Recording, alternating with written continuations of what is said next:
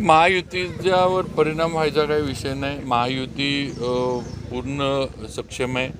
महायुतीचं तिन्ही पक्ष एकत्र एकसंघपणे आहेत आणि देवेंद्रजी फडणवीस साहेबांच्या नेतृत्वाखाली सगळेजण काम करतात. कुणी किती प्रयत्न केला तरी महायुतीच्या या अभेद किल्ल्याला काहीही करू शकणार नाही.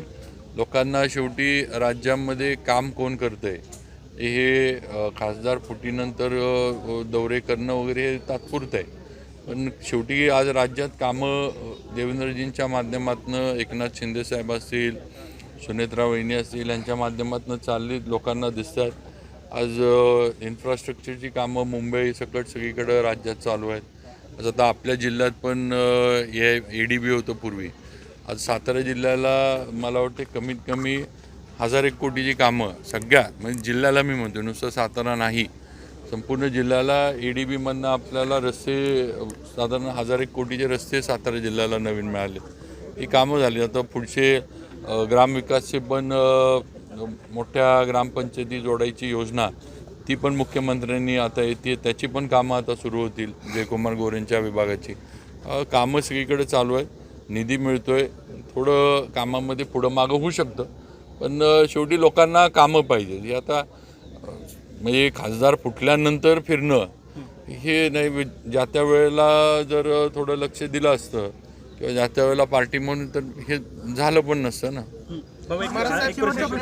परभणीमध्ये जो काही आता छत्रपती शिवाजी महाराजांचा पुतळा बसवण्याचं काम सुरू होतं, पण ती अनधिकृत पद्धतीने ते बसवलं गेलेलं आहे. याबाबत पोलिसांकडून कारवाई होण्याची शक्यता आहे. विषय काय कुठं परभणीमध्ये पाथरी आता थोडं काय म्हणजे आता तुम्हाला पण माहिती आहे की पुतळ्यांमुळं सगळ्याच महापुरुषांच्या म्हणजे त्याची सिक्युरिटी वगैरे ह्या गोष्टी महत्त्वाच्या असतात.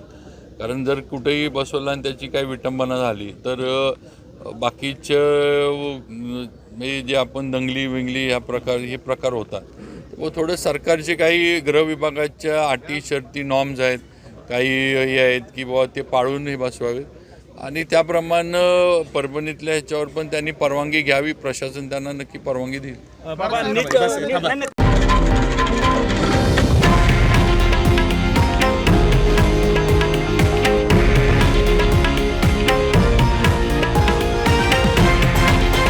हे आहे देशातील नंबर 1 न्यूज नेटवर्क आणि आपण पाहत आहात TV9 मराठी, एकमेव.